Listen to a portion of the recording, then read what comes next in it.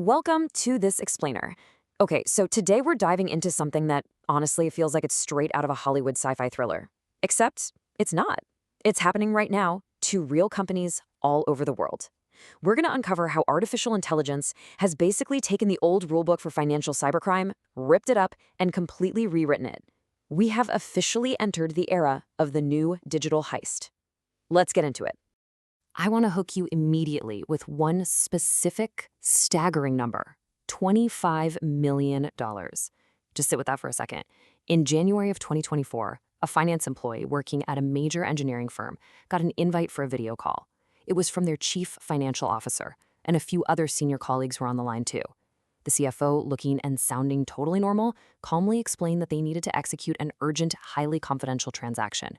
The employees saw faces they knew, heard voices they recognized, got all the right context, and so they confidently authorized the transfer: $25 million.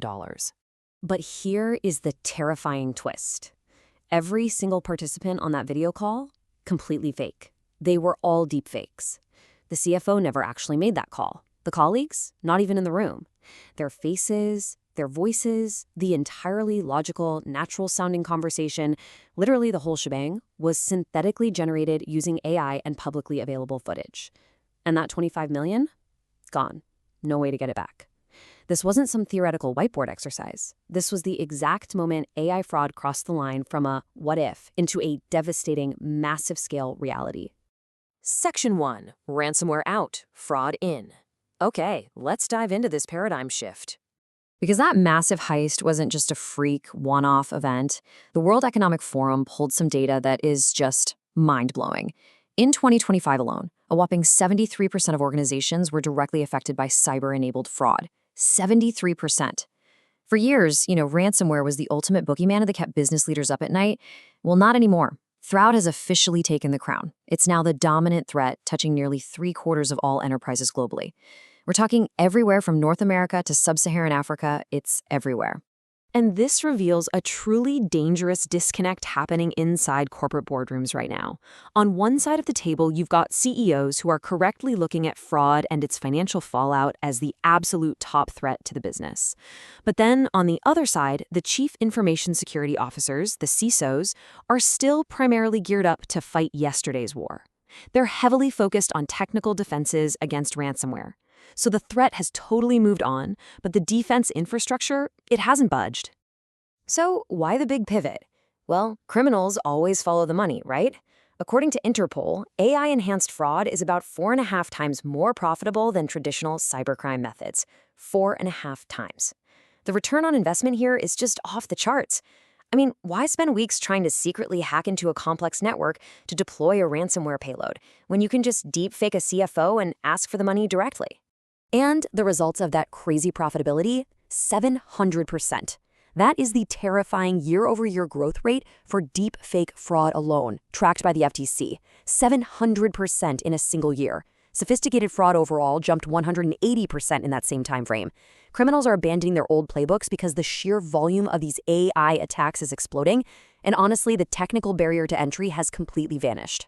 Which brings us to Section 2, the fraud as a service economy. Let's move on and see how this builds into an actual booming industry. So here is the absolutely crucial thing you need to understand. You don't need to be some elite genius hacker or an AI researcher to pull off a deepfake heist anymore. We are now in the era of fraud as a service, or FAS. This is the total commoditization of incredibly sophisticated AI attacks. Criminals are quite literally just renting these capabilities on subscription-based platforms. It's exactly like how your company might pay a monthly fee for cloud storage or CRM software. And the dark irony here is wild. These criminal networks operate like legit startups. They offer corporate perks. We're talking affiliate programs, revenue sharing. They even have 24/7 tech support and service level agreements guaranteeing operational uptime. No way, right? But it's true. They provide target research tools, the voice cloning engines, the payment infrastructure.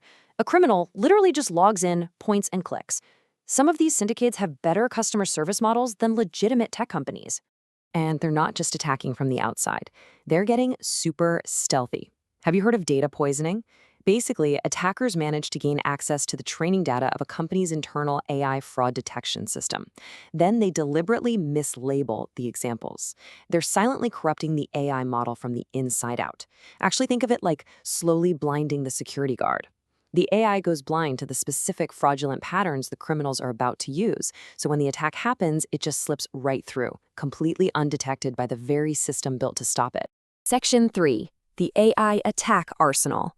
Let's look at the specific typologies of attacks criminals are currently deploying. Okay, so the first major weapon in this arsenal is synthetic identity fraud. This is basically building a ghost.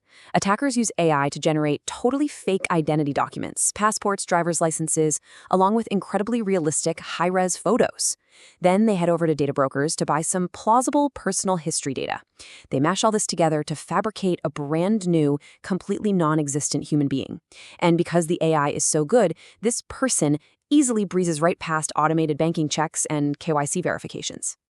Next up, voice cloning. And listen, we are not talking about those janky, robotic, pre-recorded audio snippets from 5 years ago. By training AI models on just a few seconds of publicly available audio, maybe a corporate keynote, or even just an Instagram video, attackers create a dynamic, conversational AI. It responds in real time, it sounds exactly like your trusted colleague, your boss, or even your spouse. The attacker is literally weaponizing your familiarity. They're turning your trust into their attack vector. And for anyone watching who's thinking, I'd spot a phishing email a mile away, you might want to rethink that. The days of hunting for bad grammar or weird formatting, those are over. Today, attackers just unleash an AI to scrape your LinkedIn, your company website, your recent tweets. The AI then drafts a flawless, hyper-personalized email calibrated exactly to your current projects and work relationships. It's no wonder these AI-crafted emails have a 4 times higher click-through rate. They're targeting you specifically with absolute perfect context. Section 4. Fixing the broken defenses. So the crucial point here is how we actually stop this. Let's shift to some actionable solutions. First things first, we have to recognize a massive structural failure happening in the business world right now, the insurance gap. Look, for years, cyber insurance policies were built entirely around ransomware, things like malware deployment, data encryption, extortion. But what happens when an AI deepfake tricks your finance team into willingly wiring $25 million? Is that a cyber claim? Is it a crime policy impersonation claim? The harsh reality is that legacy insurance simply won't automatically cover this new reality, leaving businesses stuck in brutal, months-long coverage disputes. And this brings us to what we absolutely must do instead. We have to shift away from just securing network perimeters and start building a new trust architecture. What does that mean? It means implementing dual approval controls for large financial transfers. It means out-of-band verification. So if you get a strange urgent request on a video call, you hang up and verify it via a separate independent phone call. We need pre-shared code phrases for high-risk transactions. And crucially, we need to adopt behavioral biometrics. That means monitoring how fast someone types or navigates a page, rather than just relying on a static password that an AI can easily steal. Because, frankly, we can't just sit around waiting for the law to save us. Global regulation, like the EU AI Act, is moving forward, sure, but it is developing so much slower than this fast-paced, low-cost fraud economy. Law enforcement agencies like Interpol are working incredibly hard, but these criminal syndicates use cheap infrastructure and they easily hop across international borders the second they get disrupted. The cavalry isn't coming fast enough, guys. Organizations have to take their defense into their own hands right now. Which brings us to the final and I think the most important question you need to ask yourself today. Is your organization's trust calibrated for a pre-deepfake world? Because the criminals have already adapted. Their operational costs have dropped to near zero and their capabilities have skyrocketed by 700%. It is absolutely time our defenses did the same. Thank you so much for joining me on this explainer. I really hope it arms you with what you need to know. Stay vigilant out there and always keep questioning what you see and hear.